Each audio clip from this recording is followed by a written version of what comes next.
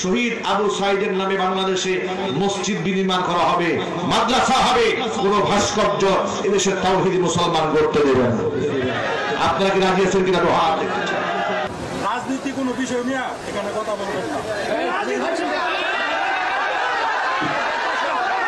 এই বিরোধটাকে সবাই যান, সবাই যান।